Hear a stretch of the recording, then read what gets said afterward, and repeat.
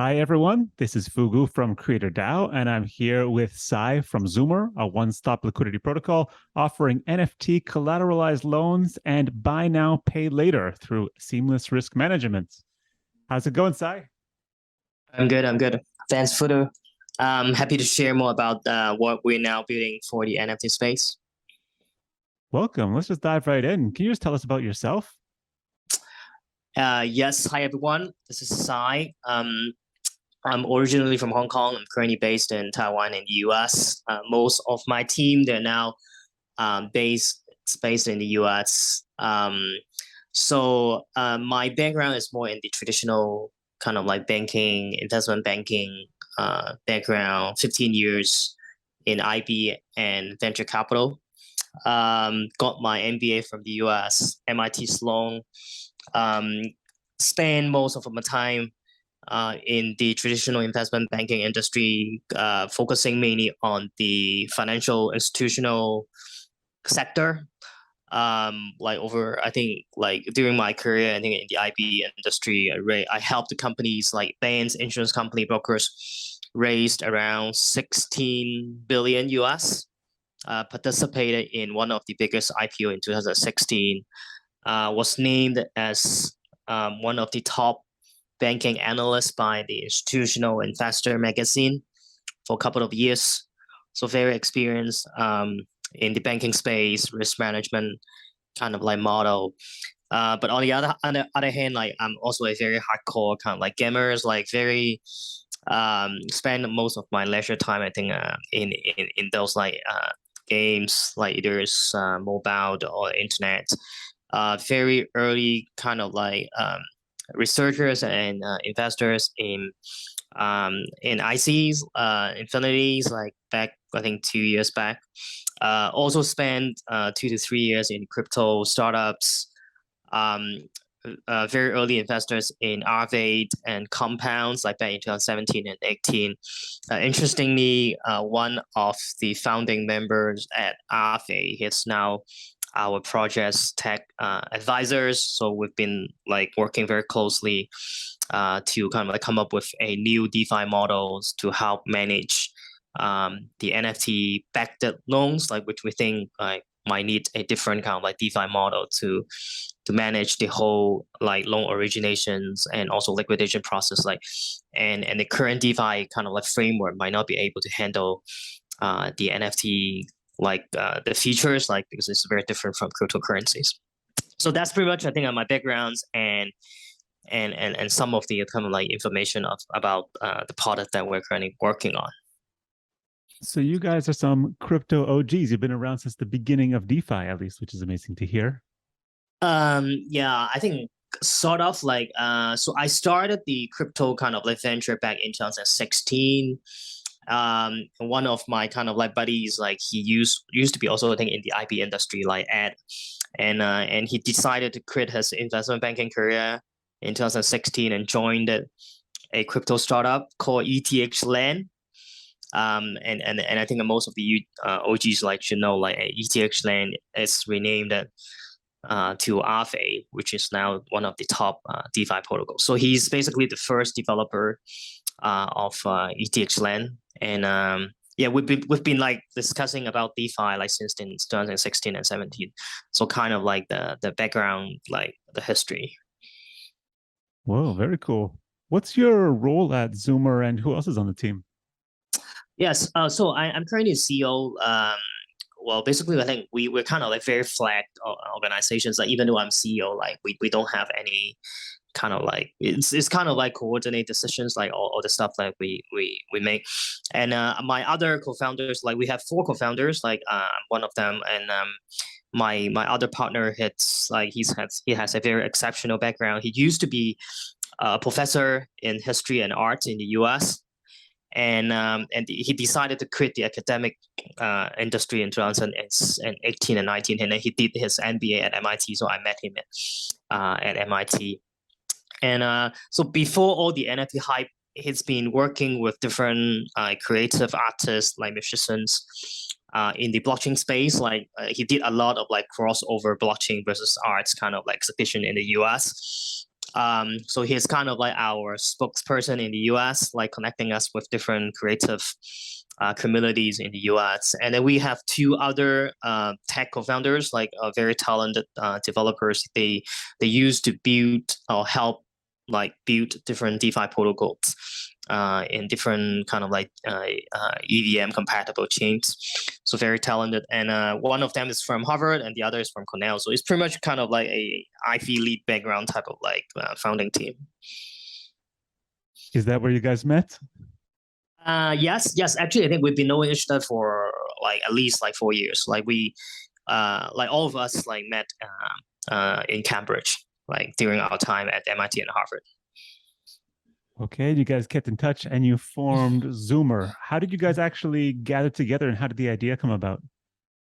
Well, interesting. Like last year, so my partner in the US, the professor, like his name is Mike. Like he was working on a NFT project, which is called Free the Mouse Down, which basically is a Mickey Mouse related IP NFT trying to, I think, so you know Mickey Mouse, right? It's gonna be a public domain in about 1 to 2 years time, I think, if I remember correctly.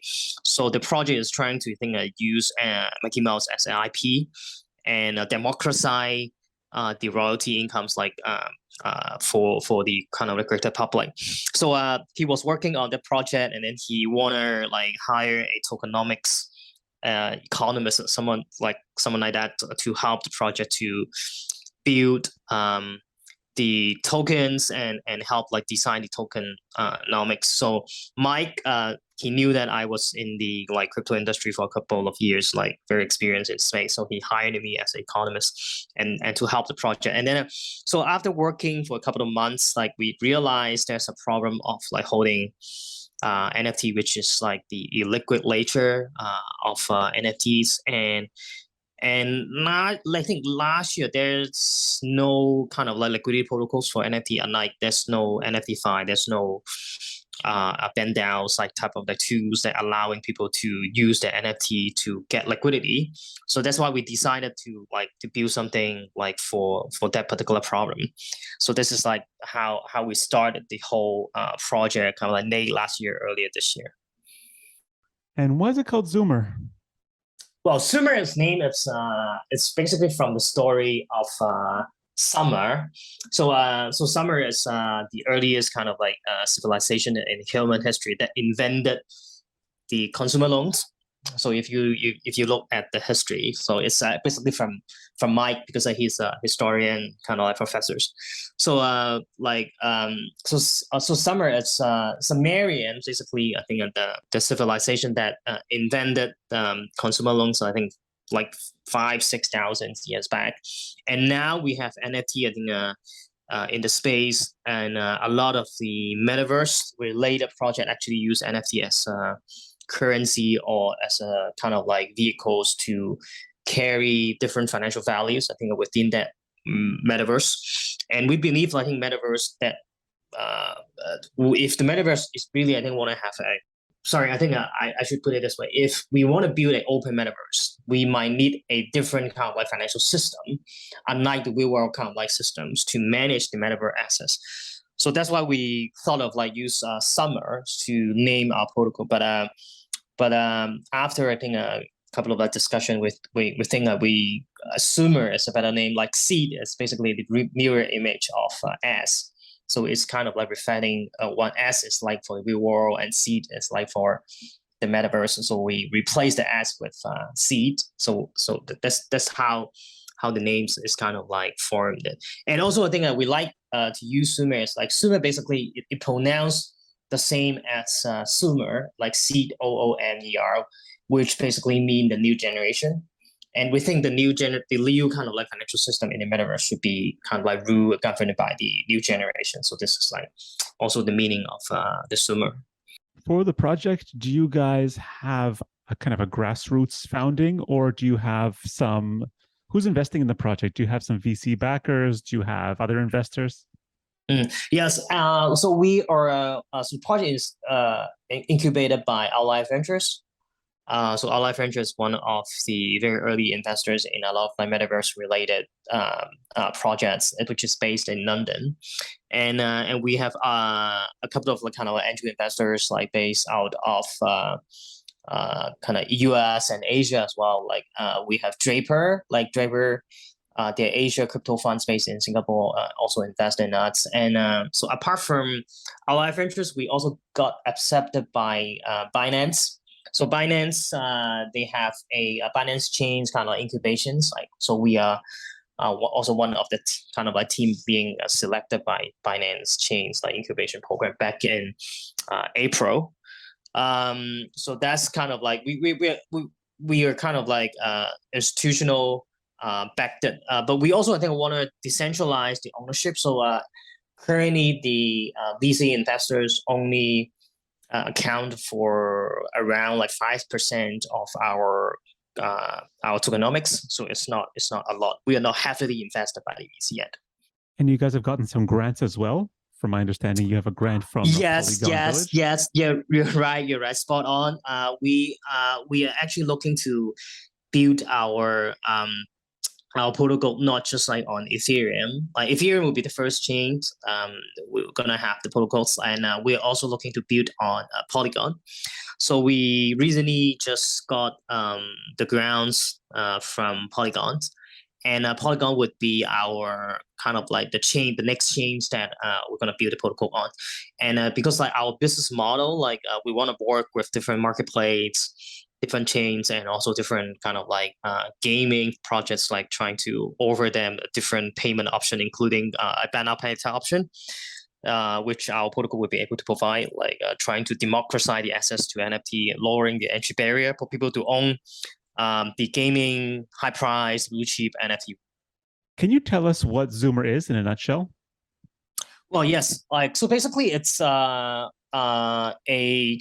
liquidity protocols, like which allow NFT owners to use their NFT as collateral to borrow a loan against their NFT holdings.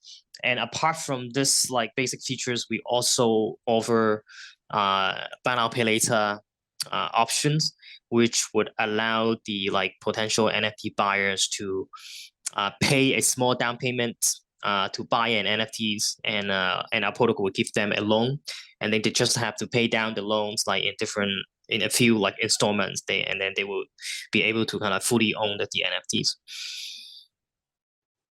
Nice. Can we just like unpack each of those problems that you guys are trying to solve one by one? So there's two kind of major sides to it. The first one you were saying is getting loans from your NFT, correct? Yeah. Yes. And in what situation would somebody want to use that?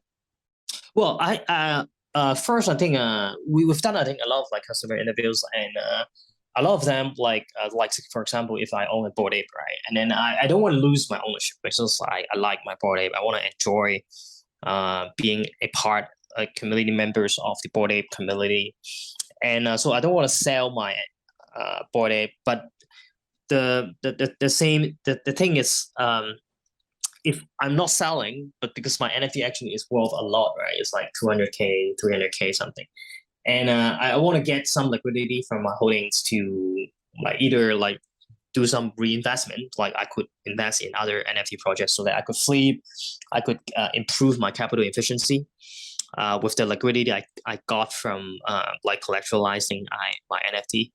And so if we would be able to provide this type of like extra financial facilities, I think that that's actually could help kind of like inject more liquidity into the NFT market. Especially I think during a bear market, like there's a lot of like new capital flowing into the NFT space.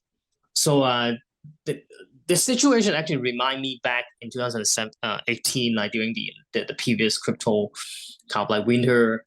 The reason why DeFi was born, it's because there's no new liquidity going into the cryptocurrency space. So people thought of like using the internal existing liquidity and using a DeFi kind of like methods to generate more liquidity for the cryptocurrency. So now we are actually, I think, facing a similar problem, and this type of like liquidity protocol that we're currently like working on actually is another way that could inject liquidity to the NFT market. And for owners, like as I mentioned, like they would have a different kind of like, entity utilities, like for reinvestments or for other like purpose without losing their ownership. And one, I think, an interesting case that we kind of like came across as like some US based NFT owners, like they may have to deal with the kind of like tax problem, and then they don't want to sell their NFT because that would kind of like would be a tax generating event. So they are happy, I think, to know there's a product out there they could use the NFT to borrow loans. So without, I think, triggering a tax filing kind of like incidents, but they at the same time they can get liquidity. So this is kind of like the problem that we are now solving, I think, for the NFT market. And the buy now, pay later function, how does that work? And what's the use case for that? Who you think would be interested in using it? I think for the buy now, pay later, it's basically, I think, happening, I think, at the point of sales. Like it's offering, I think, a different payment methods for the NFT buyers. And it's another way to get leverage. Like it's very similar to collateralized loans. Like, but for collateralized loans, it's like you have to own the NFT first before you get a leverage, right? But for buy now pay later, it's like you don't have to get an NFT first, but you can get a leverage from protocol to buy your NFTs.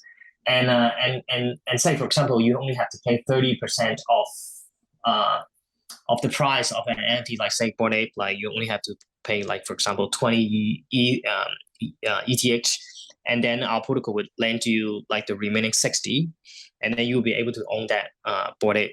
And I think that the benefit is like you could be a earlier owners, and then you can enjoy those like utility earlier, and then you pay back the loans like in 6 months or in 12 months. And for the professional traders, it's a way that for them to get leverage. Like, for example, I expect Bored Apes to increase its value in the next 2 months, so I only have like 20 ETH. Like this is the way that they could like kind of like ride on the expectation of the increase in the price. So yeah, so basically I think it shared the same benefits as the collateralized products, but just like the procedures of owning an NFT is slightly different. I hear a lot of examples using the Bored Apes. Are you or any of the team members ape holders? Yes, we do. We do have like so a couple of like our team members, like we do own apes. So apes would be one of the projects that we're gonna support. But apart from ape, well, the reason why I use ape as example, because like this is the story that I kept telling our investors. Like I sold my my ape at 30 ETH last year's, and I couldn't buy it back because the price continued to increase. And if like imagine, I think if there's a protocol like already kind of offering this type of like services last year, I would not sell my NFTs. Right? I would just like keep it and borrow loans, and then use the proceeds to reinvest in other projects. So I think that that's a kind of like a lot of like opportunity costs, like kind of like wasted if we are not able to kind of like generate liquidity from our own NFT holdings. Got it. Yeah, I guess also Bored Apes is one of the high value NFTs, and people are going to have all this liquidity locked in that NFT that they can unlock using your protocol. What are some other NFTs you think that would be popular to be used with the protocol? Well, we're currently, I think, looking at some of the like AAA gaming projects, like so they and I think the buy now pay later actually works very well, I think, for them because they're high priced, and they also, I think, want to decentralize, I think, like their ownership. Like currently, I think there's a lot of like gaming guilds kind of like dominated in the gaming space, owning most of the gaming assets. And a lot of like the scholars, they have to rent the NFT from the gaming guilds instead of like directly buying from the gaming projects, because I think maybe the price is slightly high. So if we could be like offering them buy now pay later options, so they would be able to acquire those gaming NFTs at a lower price at the first place, and then they use those NFT to earn income from those games, and then they will be able to pay back the loans afterwards. So it's a way that helping the gaming project that's decentralize the ownership of the gaming NFTs, and also I think on the other hand helping the scholars to own the gaming assets instead of like renting them from the gaming guilds. So this is how we want to achieve like democratizing access like to the NFTs. Oh, very cool. Yeah, I never thought of that. I guess it would empower those people that for now want to do play to earn, but need to be a scholar, and it's kind of exploitative in some ways. And by using Zoomer, they'd be able to maybe have better conditions to allow them to acquire those NFTs easier, and that would allow them to start playing these games and earning. Yes, yes. It's basically, I think, decentralizing the gaming guilds, like the business model of any. So everyone actually could be a gaming guilds, like if they use the buy now pay later options. Nice. And you mentioned earlier that you're planning to go multi-chain, that you're going to be on Ethereum and also Polygon. You have a grant from any other chains you have your eyes on that you can reveal? Yeah, we're now talking to Avalanche.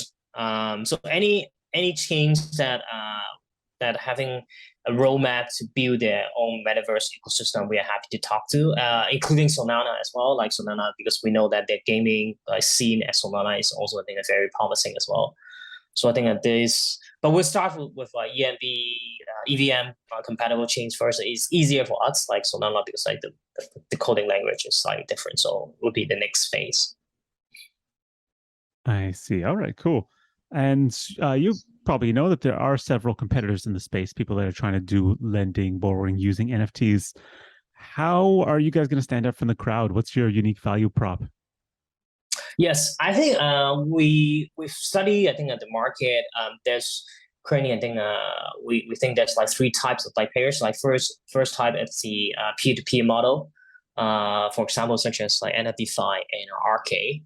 So they're like a marketplace that matching the lenders and the borrowers using their platform, which we think like it's a very kind of like easy to use, but on the flip side, it's not very scalable. It's so that's why we have another type of NFT kind of like got invented, which called pool-to-peer models, like such as JPEG and BandDAO. So they aggregate different capital from different kind of like lenders into a pool, and then the borrower just have to interact with the protocols, the lending pool, instead of like interacting with one particular kind of like peer. So it makes the whole lending model more scalable. But the thing is, like this type of like models, like you need a very proper kind of like risk management, because you are the protocol itself actually it's underwriting the credit risk. So our model is slightly different, like which we reference back to the real world kind of like the banking models, like based on my previous experience. And so our risk management model is slightly different from the existing kind of like protocol to peer model. And we try to securitize the lending amounts like into a safe pool and a high risk pool, trying to segregate different risks to different kind of like type of like risk appetite investors, so that the protocol itself like would not underwrite the credit risk, rather the underwriter, the high risk pool investor will underwrite the risk. So this is like how we kind of like from a risk management perspective, like different from the other protocols. And in our in our risk model, the scenario of like happening bank run, it's significantly lower than the other currently existing the NFT kind of like protocol to peer kind of model. And we also realized, I think, that there's some kind of like centralized financial institution would like to offer this type of like loan as well, but we are not directly competing with them, because like DeFi is DeFi, like CenFi is CenFi. We just have to compete with the decentralized protocols. Let's talk about the lending and borrowing for a second, just on the practical side. If I want to, I mean, how does the lending process work? Can I supply an NFT? You know, like let's say something on Aave. On Aave, you can supply an asset, a crypto asset, and generate a yield, but not necessarily borrow. On Zumer, is the only purpose of depositing an NFT would be to borrow against it, or can you generate APY just by depositing the NFT? Well, currently, because like, so we try not to kind of like implement too many like Ponzi style of kind of like features like in the protocols. Like we basically follow a sustainable business model. So if you use an NFT, like stake your NFT, the purpose of like staking NFT is to get loans. So I think that the benefits of like staking NFT is trying to get more liquidity from your holdings. So you will not be able to generate any kind of like yield from that. So the only way to generate yield is to stake to the lending pool. So you stake like your like Ethereum, and then you will be able to generate a yield from the protocol, because like those NFT owners, they borrow a loan against the protocol, would have to pay a certain percentage of the interest, like depending on the project, the risk level of the project. Like for the blue chips, the interest rate would be lower because like the price volatility is lower for that particular NFT project, and those 100% of the interest like would go to the protocol lenders. Like say for example, I would like to be a lenders of Bored Apes projects, so I stick into the Bored Ape pool, and then I will be able to generate, depending on my risk appetite. If I want to be just a lender, like I don't want to take any price volatility risks, I will be able to kind of like get like maybe 3 to 5% kind of like APY from my Ethereum staking, and we have another product for the high risk lenders that would take on the default risk and also the price volatility risk of the NFTs. Because like say for example, people with defaults, right, the borrowers, like they don't want to pay back the loans and then defaults, and then they will default, and defaults happen, we have to liquidate those NFT. And when we liquidate the NFT, sometimes we might be able to generate gains from it, sometimes maybe we generate losses from it. So the high risk product basically would have to kind of like cover those like losses. If there's a gain, they will make a gain from that. So it's pretty much like a structured product, and then with some equity elements in it. And if I stick into this pool, like this like high risk pool, I would be getting like for example 10 to 20% of like recurring interest APY, but without like pricing in the P&L of the liquidation. So sometimes it will be lower because like if we liquidate at losses, like it will be lower. But if we could liquidate the NFT at a gains, like the APY would be higher. So it's two type of products, like for two different type of like risk takers. Can you just walk us through though how it would work if let's say I'm a Bored Ape holder, I want to get a loan based off my ape. How would it work? Can you just walk us through that? Yes. Okay. So for example, like you got an ape, and then you want to get like a loan from a protocol. You just like stake your ape, and then we'll give you a certificate. I will give you back an NFT that pointing to your apes, showing that you own this ape. And then for apes, like currently we could lend up to 60% of the values of the NFTs. Like, and the value of NFT basically is like, imagine it's like the floor price. Like for example, now Bored Ape floor price is 80 ETH. And then the maximum loans that you can get from our protocol is like 60% of that. So which would be like 56 ETH that you will be able to borrow from a protocol. And then you could also choose like if I borrow max like 56 ETH from protocol, and then I could choose the duration as well. Like say for example, I just want to borrow like for 3 months, and then I could like choose like I'll borrow from 3 months, and then the protocol would decide the interest. Like the longer duration, the higher the interest, because like you have to pricing in the inflation, the opportunity cost. So say for example, if I borrow 6 months, the interest rate would be slightly higher than I borrow like 3 months. It's all based on a risk model that we have, I think, in the protocol. So after I select, like I borrow 60%, and then I select durations, and then the system will give you an interest rate, for example, like 15%. So that's my annualized borrowing costs, and each month I have to pay back a certain percentage of that. And after 3 months, I have to repay the whole loan. Otherwise, the protocol would treat your position as default, and then the protocol will take over the ownership of your ape, and then we will start the liquidation process. But during the liquidation process, we still give you a grace period. Like for example, we give you a 3 days, 4 days grace period. So within this grace period, you will the owners of the NFT, you will be still able to kind of redeem your NFT after you pay back the outstanding loan amount plus a 5% to 10% kind of like penalties.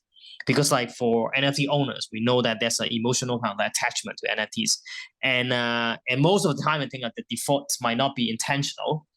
So that's why we offer this type of like grace period for like the defaulted positions. Like the NFT owner will still be able to get back their NFT, even though they forgot about like to pay back their loans.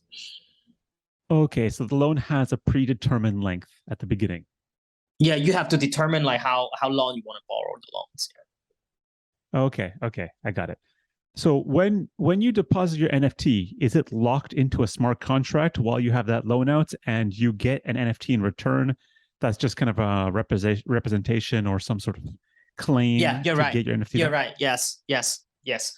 And this way, actually, I think that there's other kind of like implication, which is like we're now I think working on some kind of like trying to work with some gaming projects so that the NFT you got, like the index are still pointing to the original NFTs that you plastered with the protocols, and so that I think when you use the represented kind of like NFT that protocol gave you, you will be able to kind of like still enjoy some of the utility, including airdrops, or use the NFT to play games, something like that.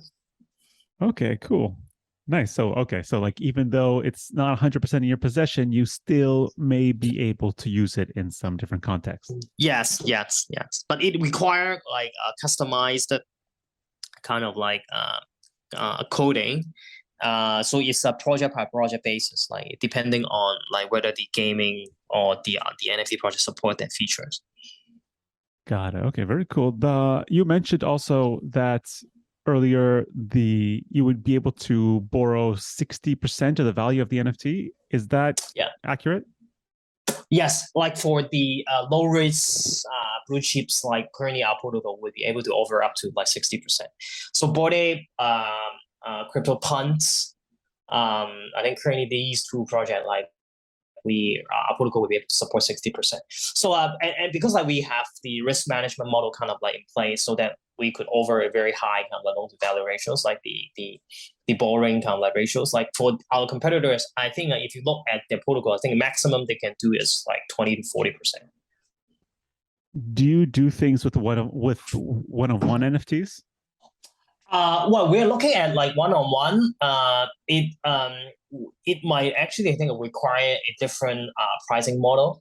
So for the current kind of like the NFT projects, like the collectibles with a lot of like NFTs, like we are working with a price oracle called Dia. So they are multi-chain price oracles. They just developed a NFT decentralized price feeds. So we are using that for the pricing of the NFT project. But for one-on-one, I think we are not able to use a decentralized method. So that we might need another kind of like hybrid pricing models that determine the price using a third party's kind of like appraisal tools like to do that.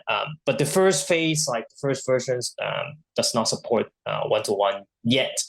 But I think at some point, I think after we figure out like the pricing model, I think we'll be able to support that. Okay, so 60% for the blue chips, and other percentages that you would be able to get for more risky or volatile NFTs? Yes, we now I think divided the kind of like we have three risk tier. High risk, medium risk, and low risk. Like low risk, as I mentioned, like 60%. Medium risk is like 50% loan to value, and the high risk maximum we could lend like it's 40% of the value. Can you give us examples of the mid-tier risk and some of the higher risk ones?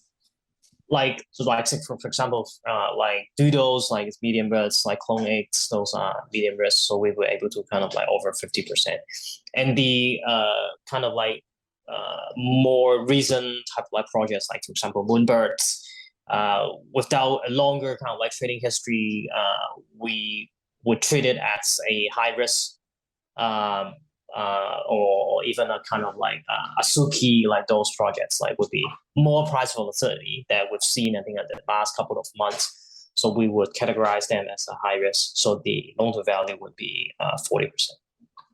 How do you evaluate the loan to value ratio for each of these assets? It depending on we look at the past 6 months their floor price volatility. So if the floor price volatility is within like single digit, it's low risk, and anything like between like 10-15% is medium risk. Anything higher than 15%, it's high risk.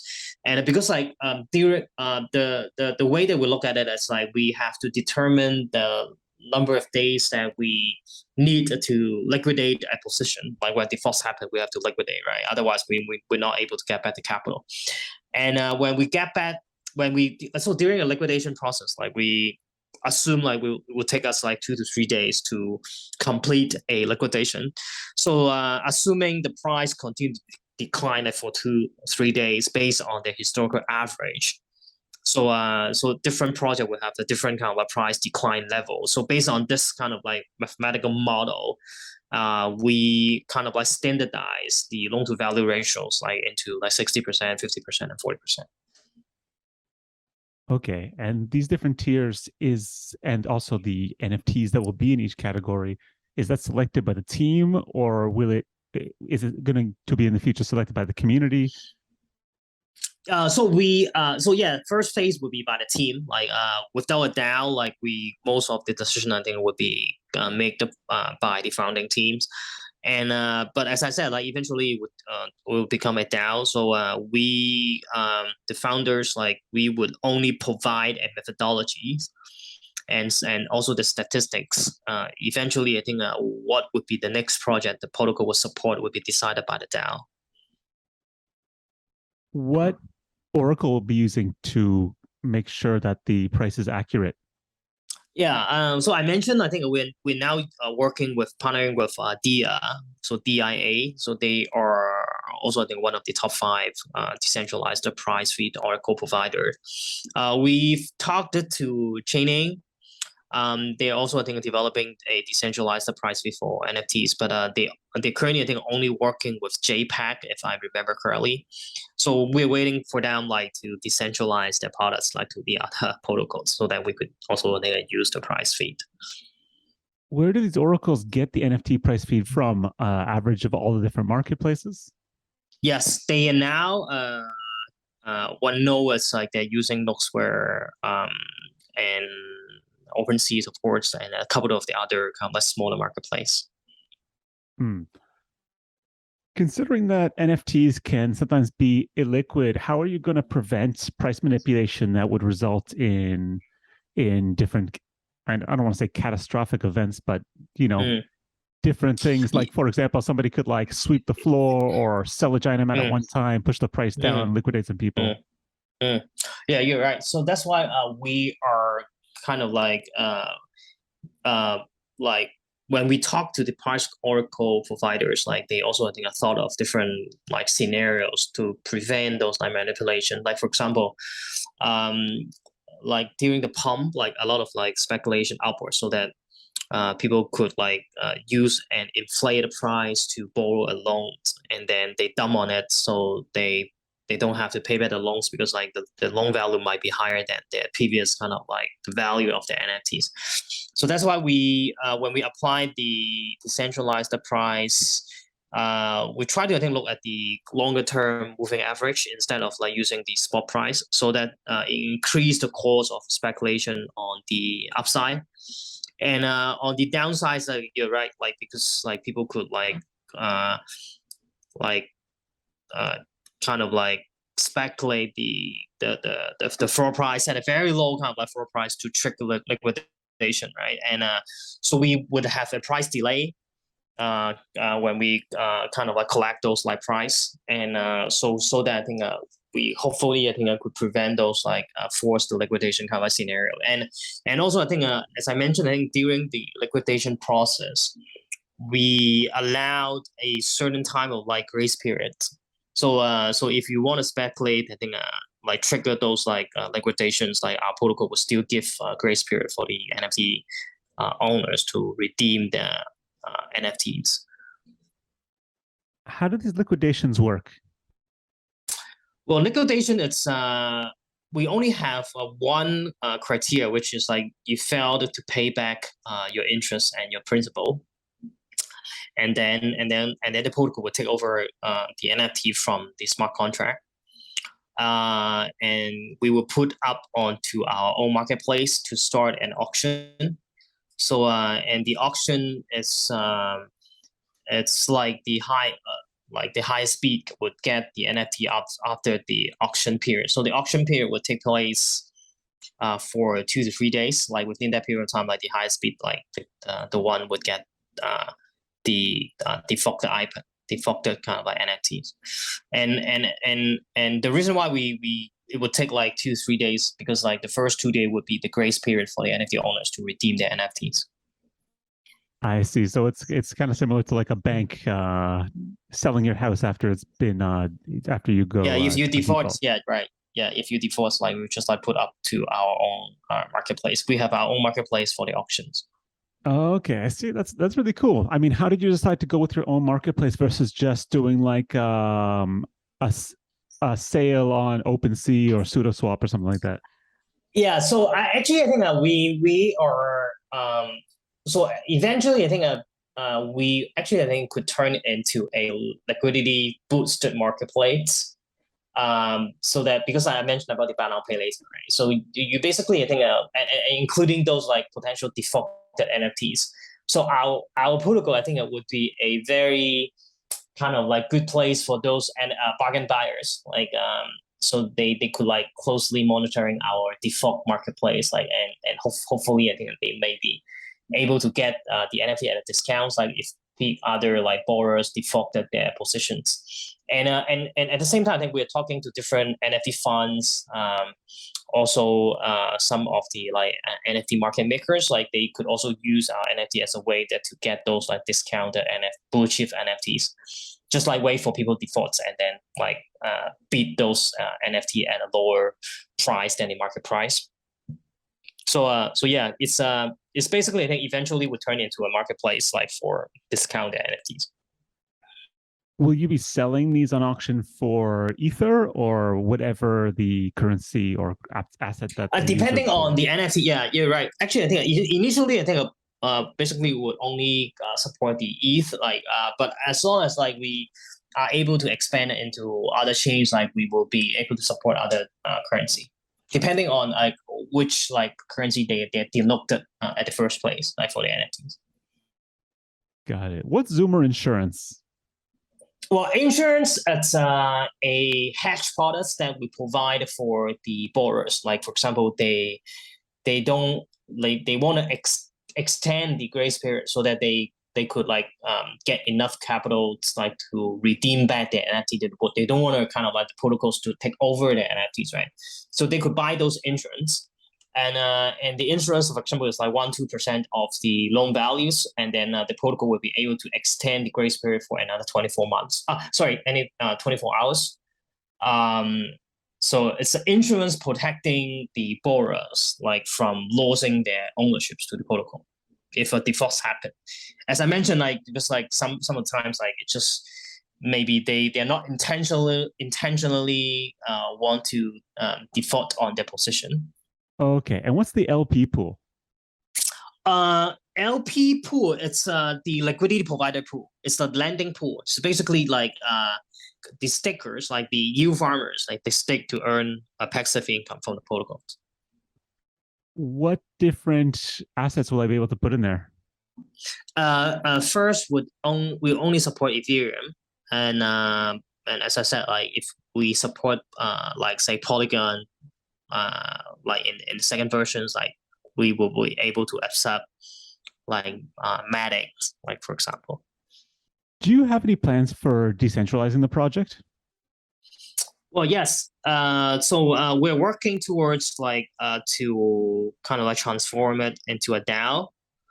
And we might need I think a more kind of like community education, like because the risk model is slightly different from the existing DeFi protocols, like because we have invented a new role which is called the underwriter that taking the price volatility risk that we mentioned, and also I think we have a very different kind of like interest rate model as well. So we don't decide the interest rate by the founding team or the protocols, and so we have a decentralized methods allowing the token holder to decide the interest rate of the protocols, like which is the base rate, like the lending rate of the protocols. And and all these actually I think require some time of like education, investor educations. Like so yeah, it would be a kind of like long process, like turning the protocol into a DAO. But our vision is like to decentralize it. You guys now are all set up with like community Discord, Telegram, all that kind of stuff? Yeah, we've just like set up our Discord and Telegrams, and yeah, we kind of like in a stealth mode like for a couple of months, and recently because like we've started the smart contract kind of like audits, and we are looking to kind of like soft launch the protocols in September. So now I've just like refocused my resources back to the community building and also I think marketing stuff. Have you given a name to your community members yet? Yeah, it's called Sumerian. It's Sumer with an S or a Z? Z. All right, the Zumerians, cool. Yeah. And do you guys have different roles or rankings? Yeah, we're actually working on the DAO design, and also we will be dropping our protocol NFT as well. So like different NFT have a different role and also responsibilities. Awesome. Also, a second ago, you were talking about audits. What's the audit situation of the project? We just onboarded with Certa. So they're working on our smart contract reviews. The probably will be done by end of like early September. And then after that, I think we will be looking for a second kind of like auditors like as well. We try to I think have more auditors to audit the smart contract because it's kind of like relatively new. We're not kind of like just like another kind of like compound forward or RFA forward type of like model. Do you think you'll do something like a bug bounty? Yeah, we will have a bounty. Yes, yeah, definitely. We're gonna launch a bounty program at some point. Wen Token? It's in the pipeline. But I no guarantee. Like it depending on the market kind of like situations. But we're looking at like earliest probably would be fourth quarter this year. Interesting. If people would potentially be interested in being eligible for this token, what are some ways or interactions that they could potentially be eligible? Yes, join our Discord. Like we will have a protocol soft launch campaign. And we also I think looking for the early supporters to help like try our first version of products, give us feedback on the UX, so that we could like continue to improve. And after like helping us like of all these tasks, like we will be able to whitelist your wallet address like for the like potentially we might have like free airdrop like when we like before we launch the token officially. So we got to become Zumerians. Yes, you're right. All right, I like it. And with this token, do you have plans for the token name? Yes, I think we would just like use Zumer as the token name. It's just like easier to understand. Yeah. And what will the use case of it be? Well, it's pretty much I think for governing purpose. And we try to kind of like avoid those like SEC investigations and all kind of like crap stuff. Like, so it's pretty much I think like a curve model. So you stake, you get the voting tokens, and then with the voting rights, you will be able to help like to decide the interest rates, which NFT projects like to work with, and also we have so all the income that generated from the protocols like would go into the DAO treasury, and then that portion of income, the tokens holder will be able to use their voting powers to kind of like rechannel into different lending pool to increase the staking yield. So that's something that the benefit. This is a way of like reallocating the protocol income back to the Zumer holder and the token kind of like stakeholders, but without kind of like breaching the SEC kind of like regulations. So will you be using kind of a VE model? Will you be locking your Yeah, tokens? it's a V model. It's a V model. Yes, you're right. Cool, nice. Regarding your roadmap, what's coming up in the next couple of months? And then we'll talk about longer term in a bit. Yes. Soft launch would be in September of the beta products. So that I think we would allow the public to try to use the protocols and give us feedback. And we're looking to launch our protocol NFTs as well. Like September, October, that kind of like time. And also fully launch. I think we're looking at fourth quarter this year. Together with the token launch. And after I think early next year, I think first quarter next year, we would be expanding into other chain. Like Polygon would be one of them. And also we are building another market. So basically, and one interesting feature is like all the staked positions, like your cryptocurrency staked positions, like would be denoted in NFTs instead of like giving you a C tokens like compounds. So it's pretty much like Uniswap version 3. Your LP position would be denoted in NFT. So in our protocols, all your staked position would be in NFTs, so that you would be able to trade those like your staked position in our marketplace, and that function I think it will be ready first quarter next year. So eventually, the protocol would turn into it's like a debt market, a secondary debt market for the NFT backed loans. And then and all the staked position would be like a bonds, so that you could trade in the secondary market. Do you have plans for Zumer NFTs, actual NFTs that you guys are going to be releasing yourselves? Yeah. We're looking at that.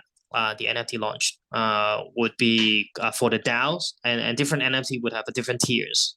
And the NFT would have different tiers, and different tiers would have a different kind of like benefits. Like for example, lower fees, like if you use the protocols, and then you will be able to be a council members, like if you buy a higher tier kind of like NFTs. Cool. Well, obviously you guys are very passionate about NFTs since you're building in the space. What are some of your favorite NFT projects, just you personally? What are you into?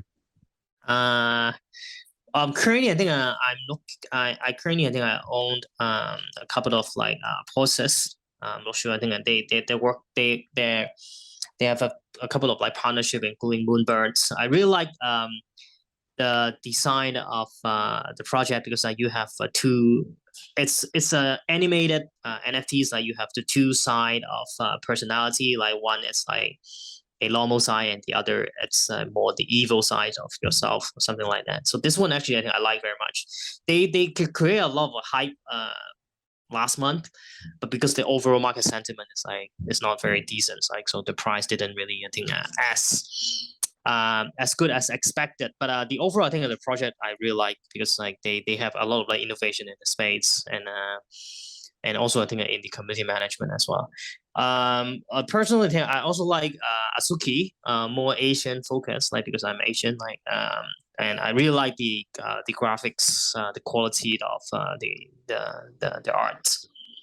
And but my other co-founders, like they like doodles and the other kind of like projects.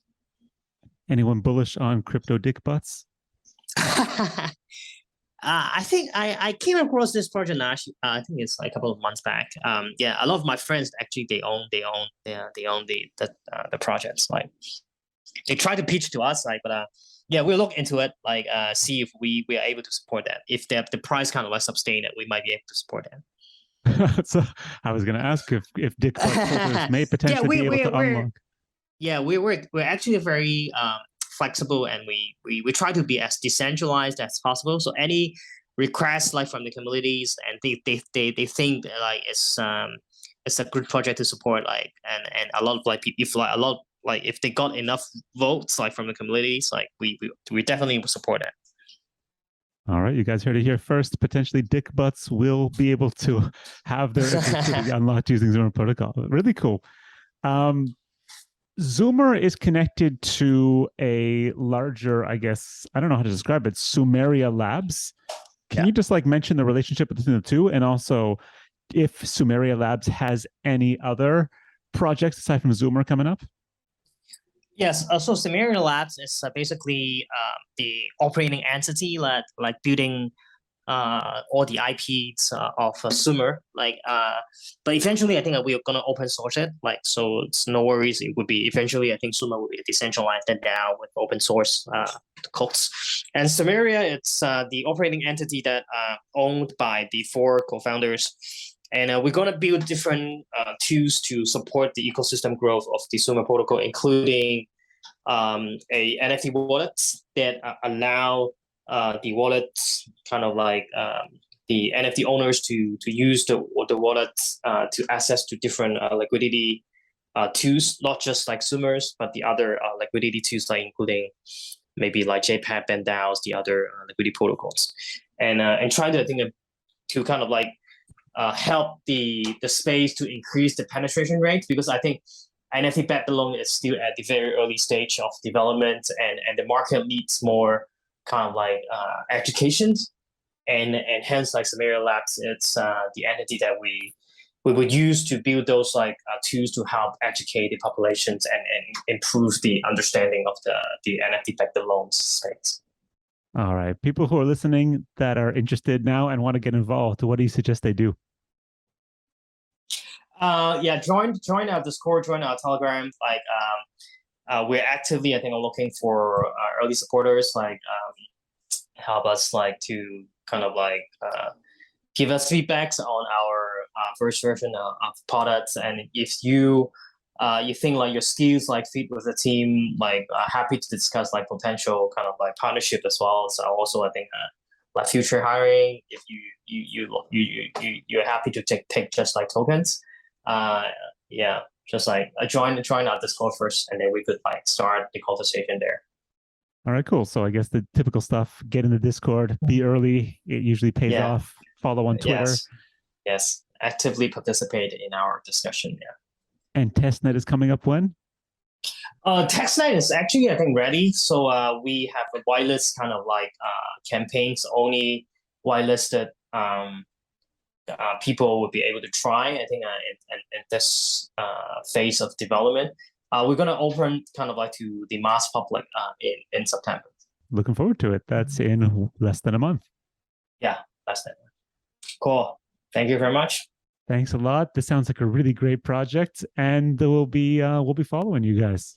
Thank you very much, and thanks for invitation and give us the time to kind of help educate the community, and give us more kind of airtime to promote our project as well. Thank you very much.